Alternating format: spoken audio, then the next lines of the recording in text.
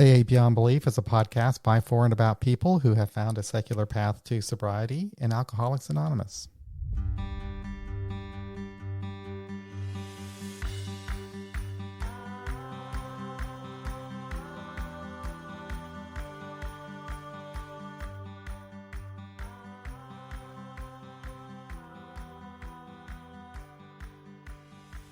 Well, welcome to another Friday night live stream. Angela and I are here to talk about the role that music may play in our recovery.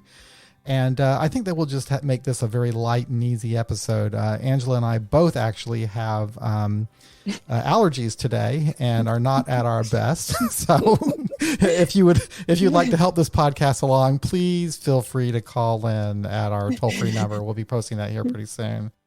But yeah, it's great. It's great to be here. Angela, how you doing over there? I'm hanging in there, as you can tell from my voice. I've got some allergies going on, and they've been wreaking havoc on my sinus system today. So I'm a little scratchy sounding and stuff, but I am doing okay. Yeah, no, same here. And storms are moving in, or something's going on with the weather, but. The dog still gets a walk though. So after the podcast, I got to take the dog for a walk and then I'm going to call it a night. So nice. Yes. I'm going to be drugging mine in a little bit. It's been approved. It's Benadryl. So, yeah. But, that stuff knocks me out. Yeah. It doesn't knock me out, but it does make it a little bit easier because of the fireworks. So. Oh, yeah. So, you're going to put the dog on Benadryl. Is that what you're saying? Yeah. No. I'm not knocking myself. You're knocking yourself out. Yeah. Let's do this show. And I can't stand fireworks. I'm going to knock myself out and go to sleep. Yeah, but that's right. Fully, yeah, I know. My dog's going to go crazy too. The cats don't like it either. But, yeah. These animals are not very patriotic, are they? No, they're not. Anyway, so yeah, music and recovery. So first of all, this is going to be an interesting topic, I think, because I'll probably learn more about how I actually incorporate music in my recovery than I've ever even given it any thought. I don't really think of myself as one who listens to a lot of music. I was really more into music probably in my drinking days, which was a million years ago, because the music was always surrounding me whenever I was drinking, and sometimes I think the music I listen to, I usually don't tell people what music I listen to because I'm almost embarrassed by it.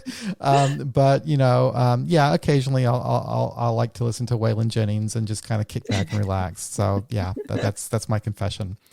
So, well, I think among hipsters at least that Waylon Jennings is probably okay. It's new stuff that is not cool. No. And for you, I think that's probably in the last 30 years. So. That's right. So you're okay. You're okay. When it comes to music, I grew up in a house where music was playing all the time. And so we had, in our family, we had a living room and the television was not in the living room. The living room was just for sitting around and reading and talking and playing music. And my parents had a real eclectic taste in music. And so we had folk music playing, we had country music playing, we had all kinds of jazz, you name it, it was always playing in the house. So music was always kind of in the background. And then this is the part of me I really don't like, but what happened to me, I grew up in a military family and we made a move from New York to Kansas.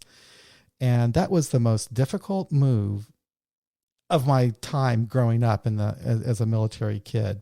The culture shock between New York and Kansas was just unreal. And so we lived in this little town and my parents decided to live out in the country. And so all the people that I knew that I was meeting there, they were farm kids and a lot of them, listened to country music and stuff. So what did I start doing? I started listening to country music. Yeah. and I listened to that all throughout my drinking. And it was like, I would love to just go to a bar and turn on a jukebox and kick back and spend about 8 or 10 hours there. Wow. So yeah. So do you have a strong correlation between drinking and country music? Yeah. When I stopped drinking, I would not listen to country music, and then did not for many, many years, many years, maybe a decade or more. I couldn't listen to it. And then, for whatever reason, I did listen to some, and I'm talking the old stuff. I like, Waylon Jennings and Willie Nelson and stuff like that. But, so I do occasionally, and it's really Waylon is my favorite, to kind of kick back and listen to him and just kind of relax. He has a very mellow kind of, sound, it's nothing too heavy. So that's kind of what I like. I like to do that, but I'm not just totally into that. I also just listen to, just kind of any easy kind of mellow music is pretty much what I like most of the time. Sometimes I use I can't say the Alexa thing because it's going to talk to me, but I'll use the Echo, and I'll just say, play mellow music, and that's, yeah. So what's your musical story? Well, growing up, my mom was by the Rolling Stones. Yeah. Although I did listen to Helen Reddy's Angie Baby, and that person's, kind of not quite right. And I'm thinking that in that song was very popular in December of 74, which is when I was born. And so I'm like, I think that she really, did name me after that one, but felt that the other one was more appropriate. I don't know. I've teased her about it.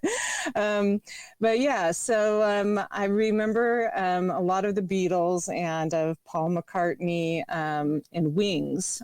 Band on the Run was played on a record player. And I'm told that I learned to walk by first scooting my hands on a record cover. And so that's like my main things with music. Another music thing I remember was when John Lennon died, that my mom took me to the Capitol steps, and they had a kind of vigil or some sort of thing for that. And so, yeah, I told her that's what probably started my political career or whatever, as far as activism was going to that. And in the house, so one of the funny things is that my mom's very tone deaf. And so even though she named me after Angie by the Rolling Stones, I didn't know what that tune was until I was actually close to an adult, because my mom can't sing well. And same with the Woodstock song. She'd sing the Woodstock song all the time, but I didn't know how it actually sounded until I was almost an adult. But that's the kind of stuff that she listened to. Not those songs specifically, because this was a time when we, didn't have music at our fingertips as easily as we do now. My neither parent, played an instrument or anything. My dad really wanted to be a guitarist, but, he never was able to sober up. And so I did get his guitar when he passed, and I have it, but I haven't ever learned how to play it. I did play some instruments, in junior high, and I was in choir for a very long time. And that was, something important to me in high school and things. But yeah, the other music type stuff, my mom, this was when I was like a preteen, and my mom started doing Al-Anon and all of the 12-step group stuff. And so my sisters are 8 and 11 years younger than me. And so she was getting music that was more kid friendly, and was, and so there was this guy, Peter Alsop, that people can look up if they want to. And he was a child psychologist who made music. And so we'd listen to songs like, My Brother Threw Up on My Stuffed Toy Bunny. Okay. And then there was like the Irish Seatbelt song, which I used to, I still do, kind of annoy my friends with, because you just say the word seatbelt over and over again to the Irish jig. And I get my friends' kids hooked on it. And so they sing it every time they get into the car. So those are some of the stuff that as a kid, my experience with country music was that my mom hated it, and she also hated a cappella music, which I was in choir, so I loved a cappella music. And so when we get into a fight, I would storm into my bedroom and play Garth Brooks or some other a cappella type band at top volume. So all of my friends were playing like Guns N' Roses or something like that to annoy their parents. And I was playing Friends in Low Places. And and it worked. I mean, she'd be, banging on my door, yelling at me. So, as a kid, you have to rebel in some way. And that was my experience with country music. But what got me thinking about this as a thing to talk about was that I was thinking about the first concert I went to after I got sober, because when I was drinking, I went to a lot of shows. I was very into going to live music venues and things. And apparently I went to several that I don't remember because I know I distinctly remember coming to the next morning and I had this band's pins and stickers and all sorts of stuff, on my person, on my clothes and stuff. So apparently they had a show the night before and I attended it. And so hopefully it went well for them. I don't know. But after getting sober, that was one of the things I remember being concerned about. Like, how do you do that? And is it any fun anymore? And, will I, enjoy it? And the first one that I can recall going to was I took my mom and it was the Rolling Stones. And I think I was like 2 months sober. So I probably had about a little over 60 days. And the opening band was Blue October.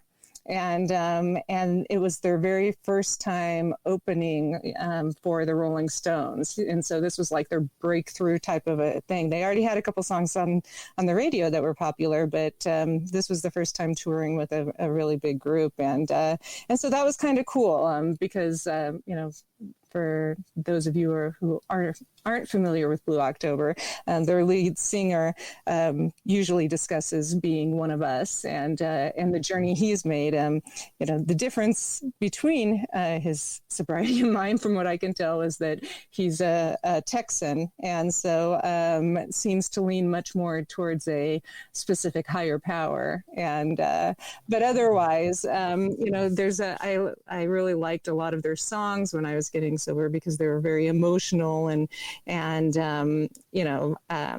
just lots of high emotions and frustration and depression and all of that kind of stuff, which sometimes is cathartic to listen to.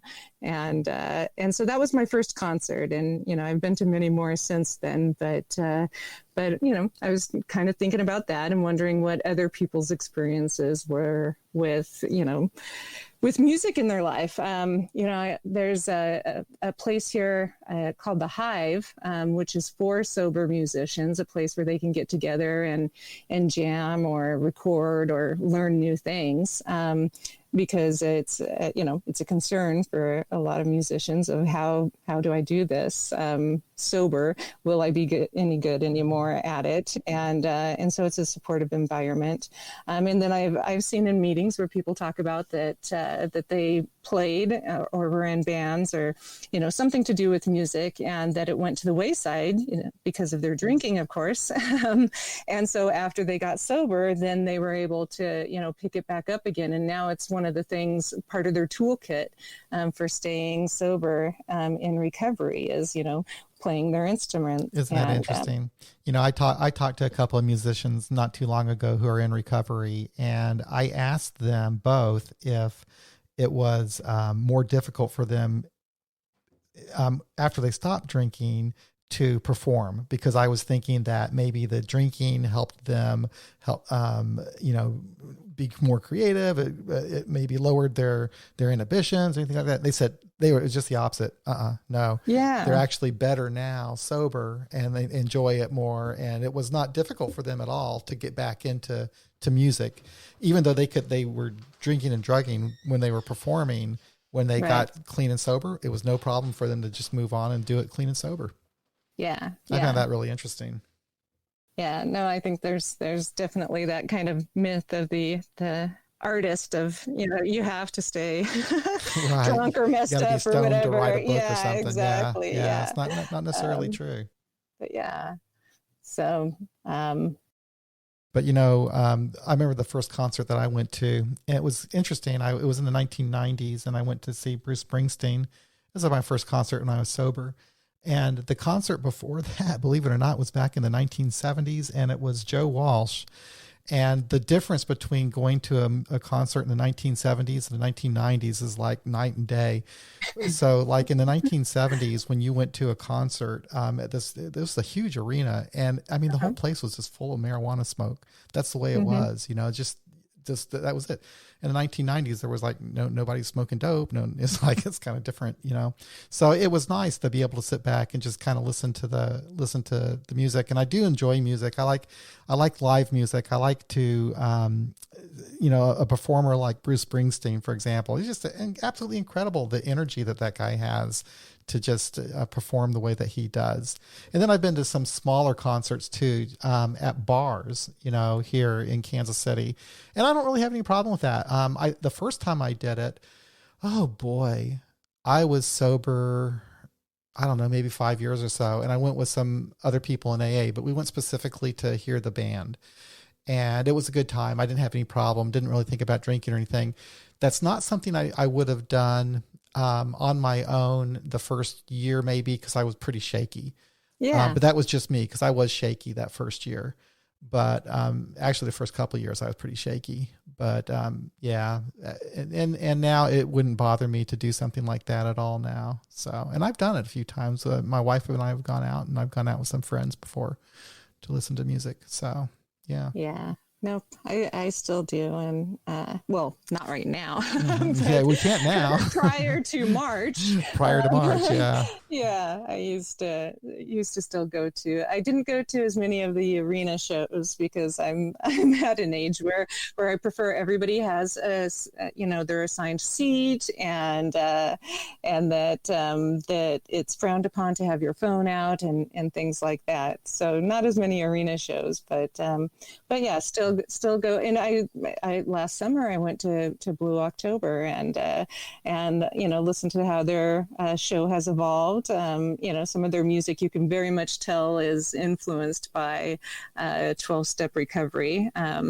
Let's see, one of their songs, I think on the last album, was I Hope You're Happy. And it's basically a song that sounds kind of like that advice that you get on if you hate somebody or dislike somebody, that you should pray for them, is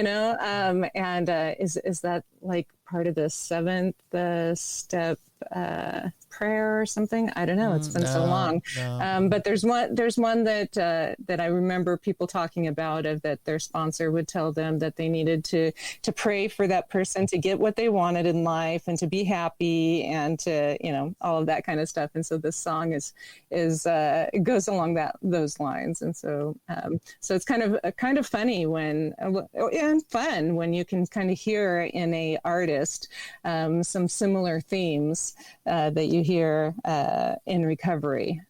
Sia's another performer that I hear a lot of that in her music. It seems very much about being resilient, and so I like her a lot. And Alanis Morissette, it's been fun kind of watching her journey as well. She's very, very smart, as well as, skilled in what she does. And so a lot of her music really is I listen to and helps me in some of my thought and catharsis and things like that with music.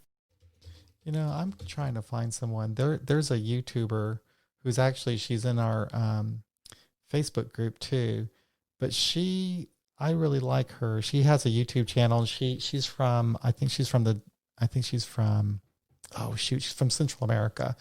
And I really like her music. She's got a real positive, happy, upbeat sound. She does sing about recovery, and she makes really great videos. I'm gonna try to find her real quick on YouTube. If I can't find it, I'll find it again later. And yeah, she's from Central America. I'm sorry, I can't remember. I'm thinking can't remember. I'll think of it later. But I wish I would have thought of her. I might want to reach out to her sometime and see if she might want to come on the podcast. I just really like her music. I mean, I like the energy that she puts into it. Her videos are just amazing. The quality of the videos she does, and that's not easy to do. So I'll think of her. I'll have to link her to the website later on, but sounds good. Yeah. So, but that's interesting. She does that on YouTube. And, when you were talking about COVID, I was thinking about the conversation I was having with some musicians that were in recovery, and both of them were telling me how tough they were having it right now because of COVID. They can't get out and perform. Right. Yeah. It's really difficult. That too. So you have to find different ways of doing it. And maybe YouTube is one, but you got to make money too. Right. So yeah, and it's kind of off the topic a little bit, but nope. Anything music, I think should go right now. But music can also be used as to help with meditation.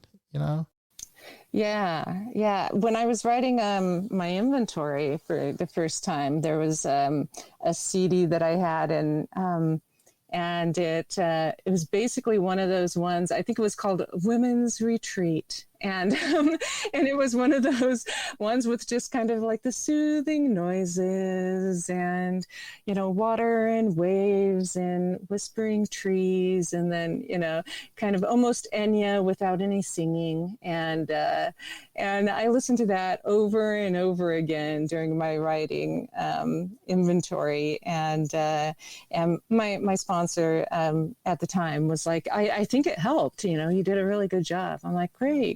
So, so I still have that. I think I listened to it last when I had sinus surgery last year for a deviated septum. I listened to that to keep me calm, because it was very, very painful and in my recovery. But that was one that I remember being helpful and calming and creative. The sound was something that helped me be able to kind of push some of the extra stuff in my brain to the side while I tried to work on things that were more helpful for my recovery. Yeah.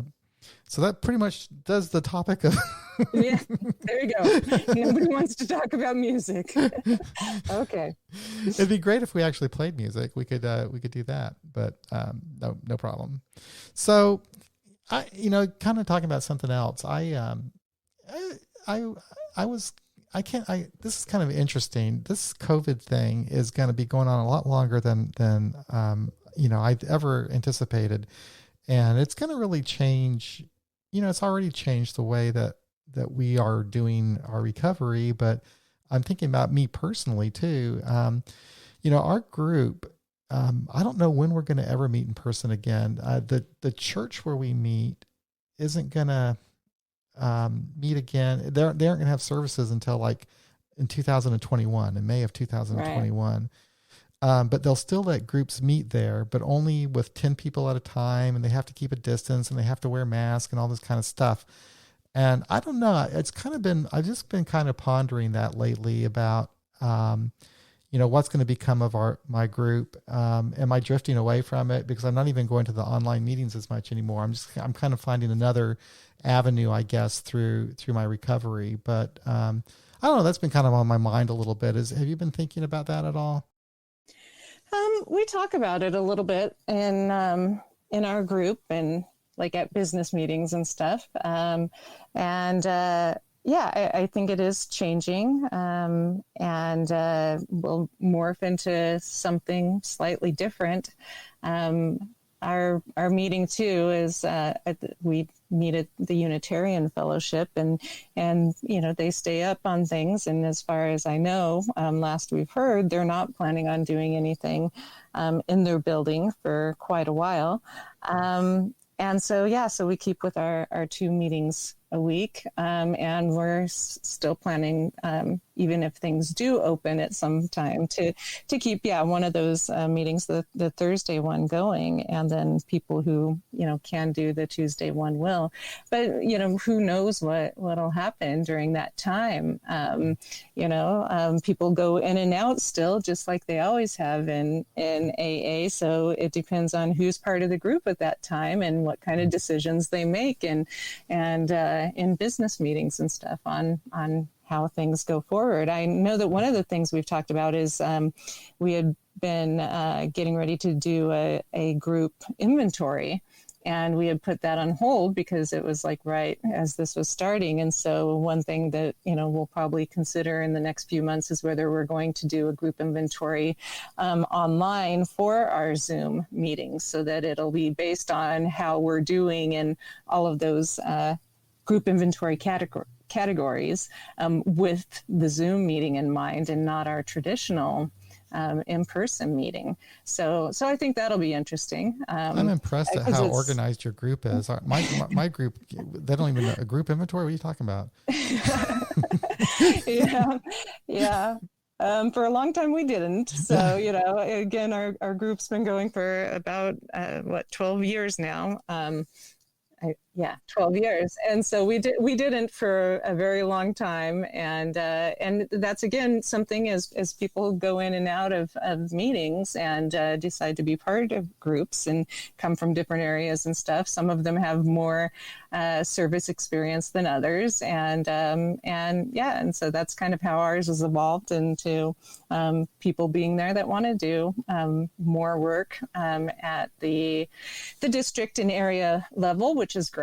And so, it was suggested that we do an inventory. And so we had somebody look at the current pamphlet on doing a group inventory by GSO and see if there was anything that we needed to adjust, because of our special group. But there really wasn't anything. Most of the questions are very standard, group questions, don't have to do with a higher power or anything like that. And I remember doing one in a traditional group in early sobriety, like in my first year, but, I couldn't remember what it was about, really, or what the questions were. I just remember that we all had to get, together for like an entire day, it seemed like, and talk about all of these questions, and, ad nauseum. It was a very long process. and so, so doing it online or some sort of way electronically will definitely be easier. It probably won't have the same effect as it used to when groups did that, because I think it wasn't just about doing the inventory and finding out what people thought, was good or bad. I think it was kind of like how service work in AA is thought of, as that, it's kind of supposed to help you get along with other humans in general and develop. And so it won't be the same kind of thing. You won't get that part of it. But it'll still be effective in helping the group make changes if necessary to help people. So our group is organized because I guess we've been around for a while, and we have a lot of tech people in our group, and so I think that's part of it too, is that they're very much systems type of people, and so getting some things done and organized is something that they enjoy doing. I very briefly had a thought flash through my brain that I let leave, and I'm never going to put it back in there again. And it was, let's do a group inventory for the Facebook group. Ain't going to do it. Never going to happen. It's never going to happen. I think some people would be interested in that, and and that would be really really. Facebook groups are really interesting. I tell you, that's another life of recovery now in 2020 is all this online stuff. And there's a lot more people involved with, social media in recovery now. So, our AA Beyond Belief Facebook group has, I don't know how many people in there now, lots and lots of people, I think you thousands. have like 1,700 or 1,700 people. something. That's a lot of people. Yeah, And yeah, most of those have come on like just in the last 3 or 4 months, I think. So, yeah. yeah, Because I think we talked about it at a board meeting when I was still part of that, like the numbers in the groups. And that at that time, I think they were trying to get rid of all of the bots. And so your group went under 1,000. I think it wasn't that it? Yeah. And so now, it's grown a lot. well, it's interesting because the people that have joined that group, a lot of them do not go to secular A meetings. They don't have a secular A meeting in their community, but they're interested in a secular AA meeting. But their experience in AA is for the most part pretty traditional. The only difference is that they just don't happen to have a belief in a God or higher power or whatever. But otherwise, they're pretty much the same as AA. And those people have come in and they've mixed with this whole other group of people that have been around secular A meetings, whatever, for a long time, who might not have that connection to the traditional AA. And it's kind of interesting to watch the two worlds kind of collide, Right. and people are in different phases of their understanding and their growth. And so, there's always, people that have to get something off their chest about AA or something. And oh boy, it's something else. But, Right. Yeah. It's a process. Like everything else, it's a process. there are some people in the chat room who are still talking about music, by the way. Bree actually mentioned that she was at an AA meeting where there was a group discussion that evolved into songs about recovery, and she says that people in NA have had topics like that a lot. We actually had that one time. Jenny from our group played a song at our meeting, and then we actually talked about that as the topic. It was a really good meeting too. Yeah, we've had that as well. Somebody brought in like one of those little speaker box things and printed out the lyrics to the song that they brought. And so so we all looked at that and talked about it, and that was cool. That was fun. Another thing that you probably don't see in traditional meetings. No, that was really a good meeting. And she did the same thing. She printed out the lyrics, and I love the song, but it happened to be a band that she went to see like the night before, a couple nights before. She was really moved by the music, so she wanted to use that as a topic. And then Jackie here says that music gave her an outlet for her intense emotions in early recovery. I used to go through some rituals so important to me to this day. Nice. Well, I want to hear about those. So Jackie should call in, and I want to hear about the music rituals. What does that mean, and were goats involved? That's all I want to know. Yeah. No, it is a nice outlet actually. It's sometimes another thing I like though, beyond music, which I really enjoy probably more than music, is live theater. When my wife and I get to do that, that helps. That touches me, reaches me in a way that maybe reading or going to a movie doesn't. And usually the plays are more interesting, than there's a lot of depth and complexity to them. And I miss that because we don't get to do that anymore either. But all this fun stuff we can't do anymore. It kind of sucks. Yes. It's definitely changed, and I think we'll go through some mourning stuff for it. Hopefully we'll get a vaccine, but I think a lot of things are going to change, and if it is still a long time coming, perhaps there'll be ways that they can do it. I know that I've enjoyed on YouTube, some of the different musical theater companies and stuff putting together things where they're all in different places, and it's still fun for me. No, it's not the same as going to a show and stuff, but I still enjoy it. I don't know what the future is going to hold for things like that. I think with a band, it might, be okay because you need lots of space for lots of instruments, or, an orchestra or something. Can you do 6 feet apart? You'll have to definitely go to bigger venues, right? but yeah, I don't know. It's hard for the people who are involved in that, who it's their livelihood. And we have some people in our home group who it's their livelihood, and so not being able to have theater and stuff right now is really tough. Do you remember seeing the films on television anyway, the reports in Italy where people would go out on their balcony and like play the saxophone, or they'd play the violin or something like that? Yeah. I thought that was so beautiful and touching. Yeah. We had something like that in our neighborhood. Just one guy was playing oh boy, it's that Scottish instrument, bagpipes. Who's playing the bagpipes? Actually, there were two of them. A husband and wife were playing the bagpipes together. Yeah, it was actually really pretty. And so I was walking the dog, and I hear this bagpipe music. So I walked down, and all the neighbors are out there listening to this husband and wife playing the bagpipes, and me and the dog sat there and listened as well. It's kind of nice to hear some music in a time like that, and everybody being together like that too, of course, at a distance. Right. But still, yeah, it's nice. I can understand what those people in Italy were doing.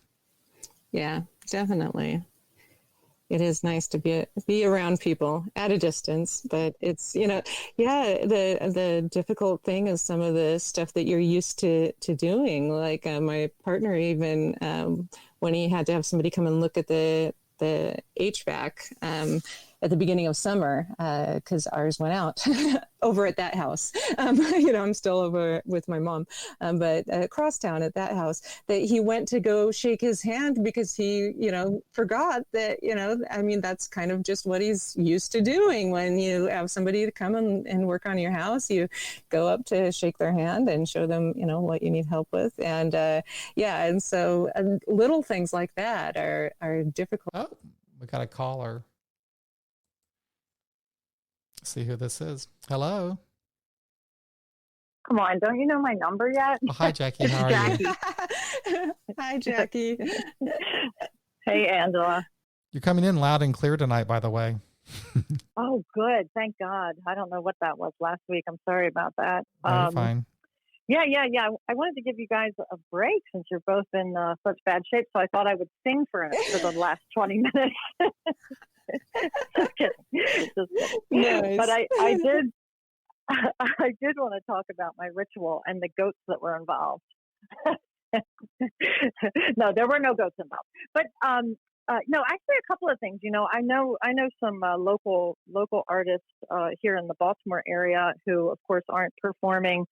And they're local to the Baltimore area, but they fly all over the place and perform, and even out of the country. And what they've started doing in downtown Baltimore are like similar to what you were talking about in Italy, similar, not like doing these concerts outside, like going from door to door, and people are like going on Venmo and offering them money, and because you're right. I mean, John, like you were saying, YouTube can be a venue for them, but they also still have to make money, so it's been a really nice supportive community. Not anything about recovery, but about music.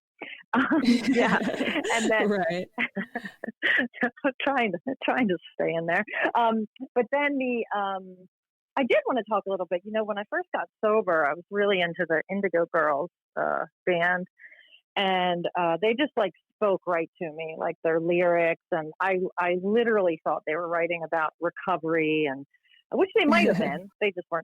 They weren't talking about like a recovery from alcohol and drugs, I don't think. But it was so intense, and I would just listen to the music so loud. And, I was 26 or so, and it was so cathartic and helpful. And then I did do this ritual with one of their songs where a bunch of women sat in the backyard, and I burned some old pictures, and it was just incredibly helpful, So I don't know. I think this is a pretty cool topic, because I do think music is important, and I would be remiss if I didn't say that Angela's taste in music is unbelievable. She recently made a playlist for me. And it was like, I mean, just all over the place. It was so great. And so I think she should put some of those playlists out somehow. I don't know if if you're not selling them, I think you can, Angela. I mean, it's pretty great. So, all right. Yeah. Yeah. Thanks. So, So thanks you guys for feeling like crap and still showing up. It's really wonderful. So I remember when you first started doing this and, how helpful it's been. So, yeah. Hey, keep coming back. I'll talk to you guys later. It's funny, Jackie, when we started doing this, and that was a long time ago now, I had no idea we'd still be doing it for this long. We had no idea what we were getting into. But anyway, here we are. Right?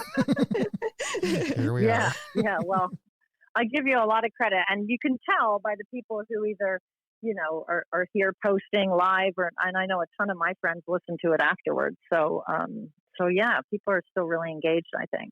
Well, yeah, it's nice. It's a good time just to get together, and we got a message from somebody, Angela. Let me scroll back. Denise, she wants us to do a morning stream for people in Europe. She lives in the UK, and I know that you and I were talking about that, and I would be totally okay if you want to do that, like every once in a while on a Saturday or a Sunday or something. Yeah, in the morning we could do a live stream for. The time zone outside of the United States, the Europe, for example, Europe and Africa, all the other countries. Right. Yeah, all of those places that aren't the United States. Right. Yeah, there's a lot of them. Yeah, it turns out quite a few. Yeah. So we'll do that. We'll have to do that. That'll be nice. You guys need some sleep, man. Oh God, yeah, I know. Yeah. It's been hang in there. I can't wait till this is over because I'm looking forward to traveling and meeting you guys, coming to your home groups. That's the one thing this quarantine has done is it has really I've made some friends all over the country. So and out of the country actually, and most places outside the U.S. So that's the weird thing about it. It's kind of torn down boundaries, hasn't it? And borders. It's like you go to meetings wherever a meeting is, and yeah. So. And John, opposite of you said that you haven't been. I think you said that some of the Zoom meetings have kind of fallen off for you, and I didn't go to a ton of in-person meetings. I went to like basically one a week, my home group, and then we just started this new secular meeting right as the quarantine started. So I'm certainly going to two, and then I usually go to Angela's home group and then some other places, and I've actually gone to more. It's weird. So, what it is about, so I work at home, of course, now, and so I'm on. We use Microsoft Teams, but I'm on the video screen all the time, all day long, working at this desk. So then it's like, I just get a little burned out of looking at people through a screen. It just burns me out a little bit. I hear you. And so I don't know. I think that I just need to take some breaks. And I'm very busy at work right now, partly because of COVID. And it's just got us, it can be a little stressful. And so I've just been kind of winding down at night instead of going to the meetings. But I do like going to the meetings, and I should try to make that part of my routine. But yeah, the whole thing about having to get on Zoom is starting to burn me out just a little bit. I hear that. Yeah. I'll end with this funny thing. A couple of weeks ago, I was in a Zoom meeting, and it still can be such a bizarre way to communicate. And so I was listening to somebody, and sometimes, I'm not going to lie, I'll be on my phone at the same time, and I got distracted, and I thought, oh, that sounds really interesting. And I literally thought I could rewind and listen. And I was like, oh no, this is live. Like, it was just a bizarre headspace. Like, I don't know. It's like, no, you're live in a meeting. These are real people, It was just bizarre. So So I feel you. It's not the same as being with people. So anyway, well, listen, guys, I don't want to. Okay, I'm sorry. I'm in a negative mood. I'm complaining about everything having to do with COVID tonight. I tried, everybody. Do not blame me. I talked to John before the show. I'm like, we're going to start with music. She didn't want me to bring people down, but I can't help it. John, you'll get I am a mental health therapist. Okay. Yeah. I'm so happy I called in. I think you need to talk. I do.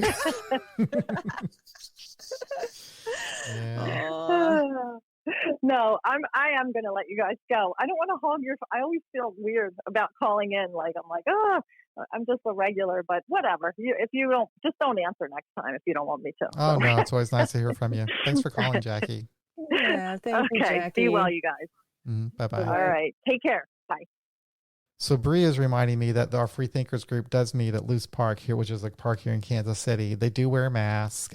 They do their social distance and everything. I have not been to one of those meetings, but they're also having the online meetings too.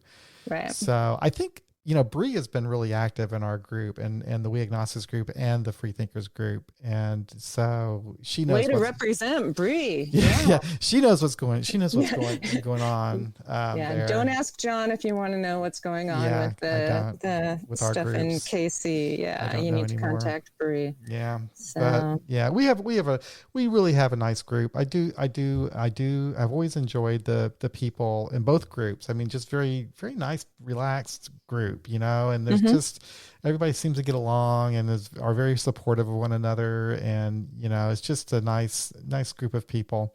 So I don't get to see all of them anymore because a lot of them won't do the Zoom meetings, but those that do, every time I do see them, man, I always leave happy with a smile on my face. So something special about your home group, isn't there?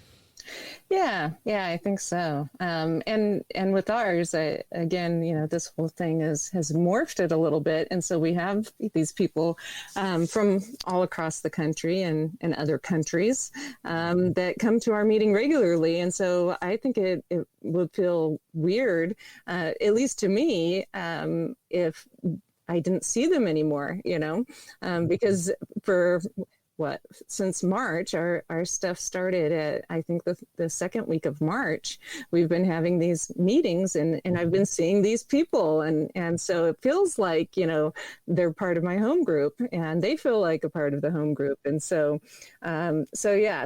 again, like Jackie said, we all look forward to the time when we're able to meet each other in person, and everybody's going to be flying all over the place. And that time will come.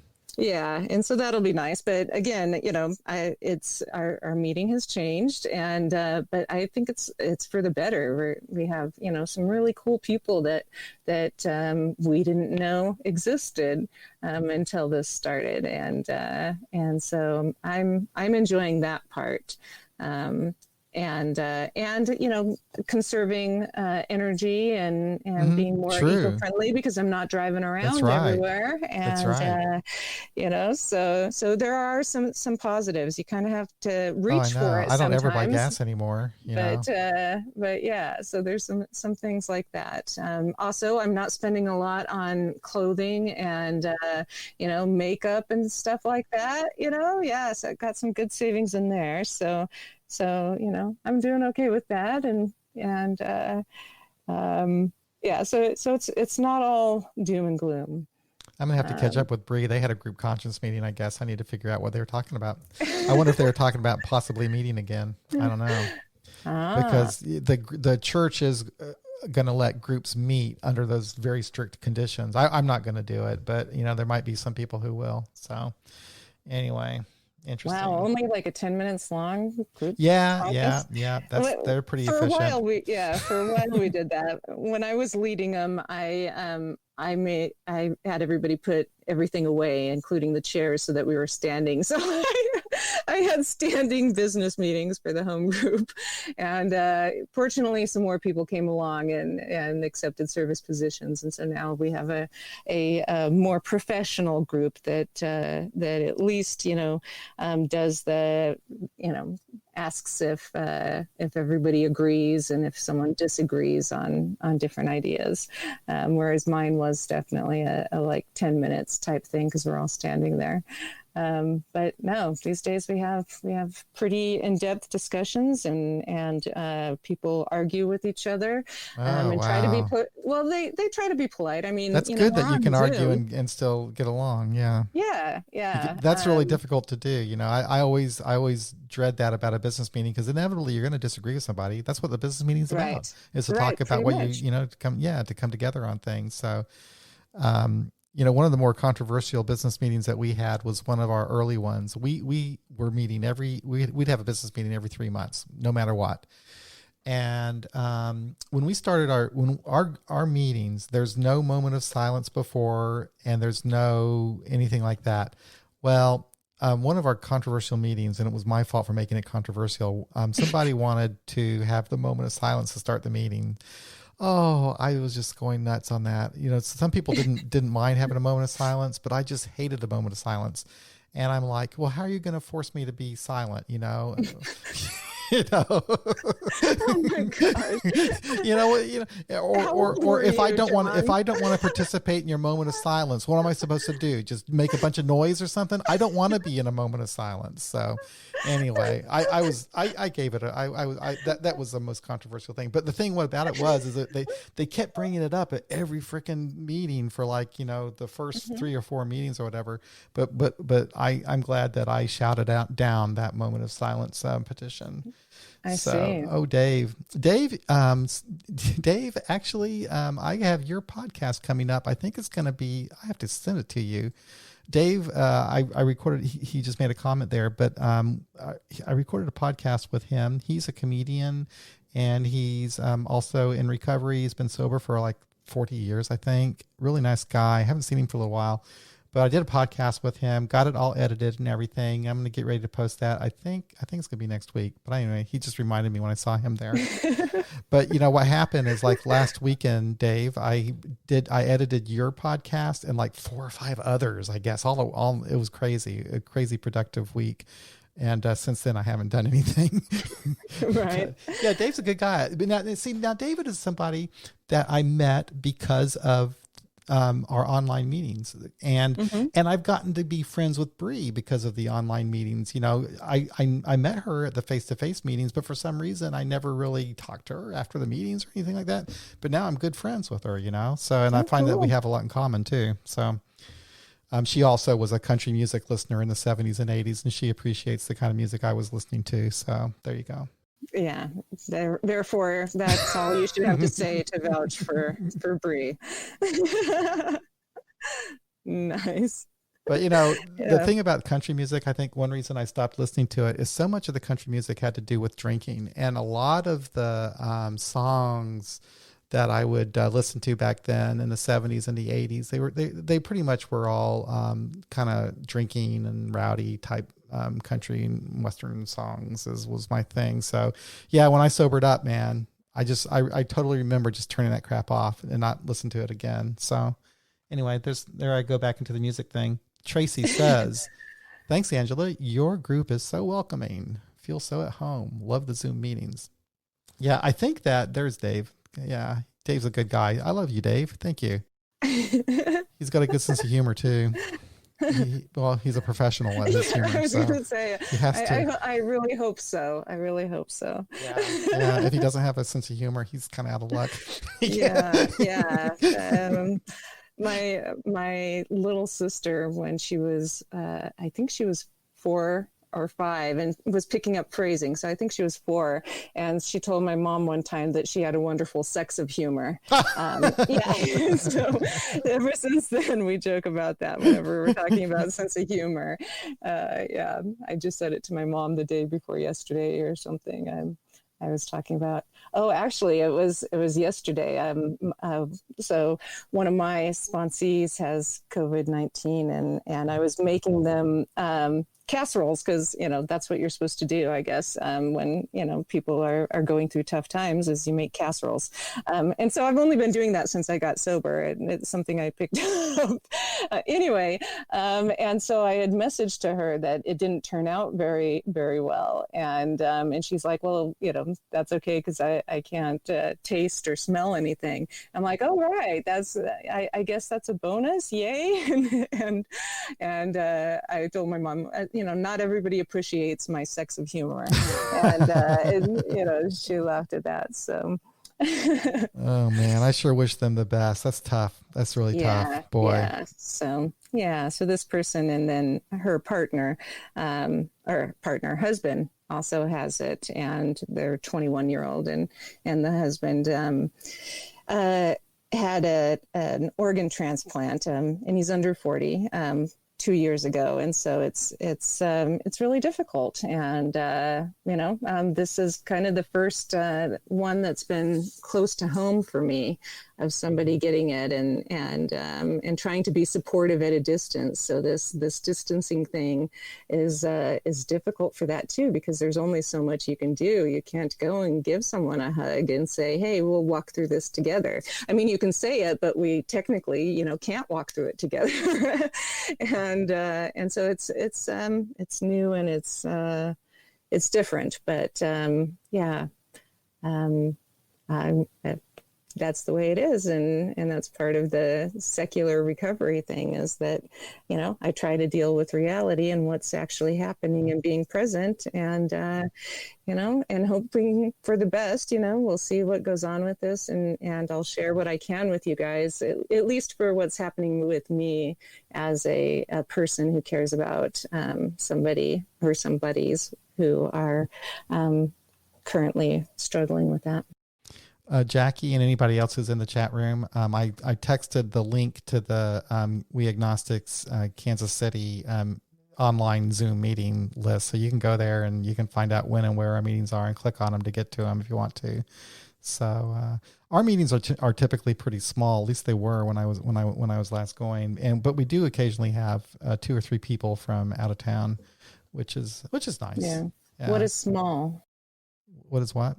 What is small? What does small mean to you? Oh, for me, like maybe 7-10 people. Oh, okay. Yeah, that is small. Yeah. Okay. Because you have like what, 20 or more?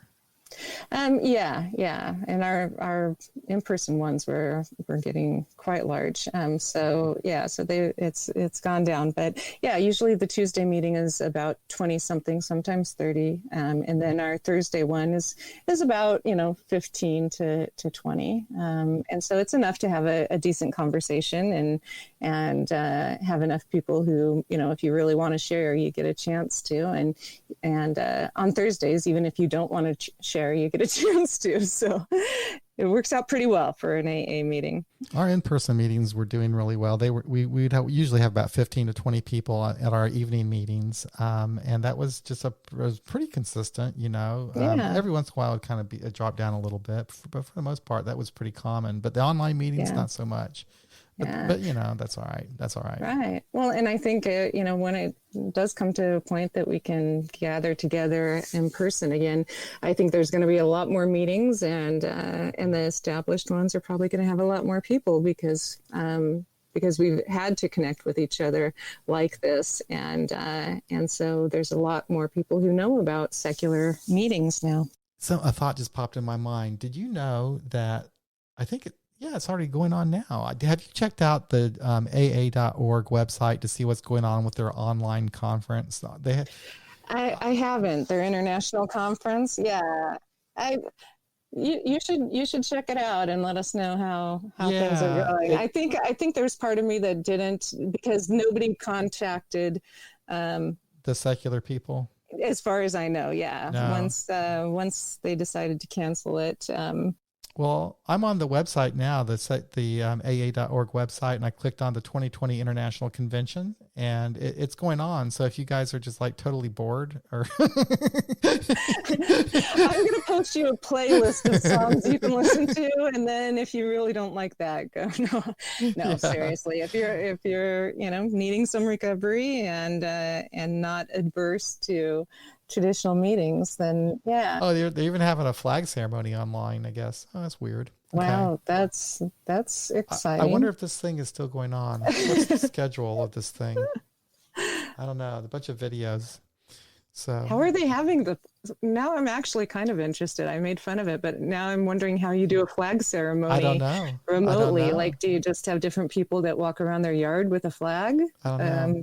They could do like a cartoon or something of it, and people. I don't know, who knows. Anyway, I would totally watch a cartoon of it. Yeah. Yeah. So.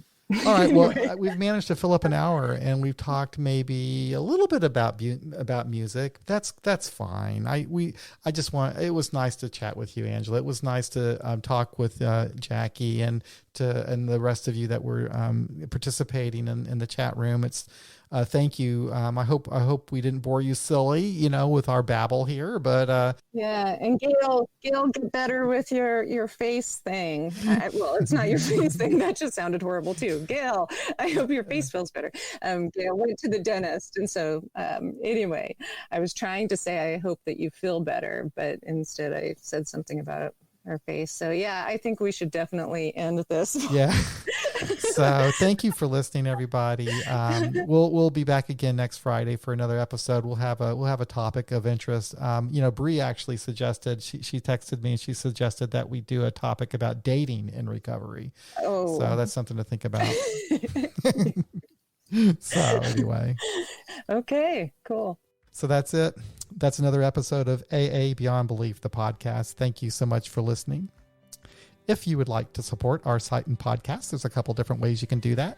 You can become a patron of AA Beyond Belief and go over to our Patreon site at patreon.com/AA Beyond Belief. And for $1 or $2 or $3 or $4 or $5 or $20 a month or whatever, you can support us. You can also make donations through PayPal at paypal.me/AA Beyond Belief, or just go over to our website and click on the donate button. But if you can't do it, because a lot of people can't right now, that's totally okay. We're doing fine. We're glad to do this. Y'all take care. Be well. We'll be back again next week. Bye-bye.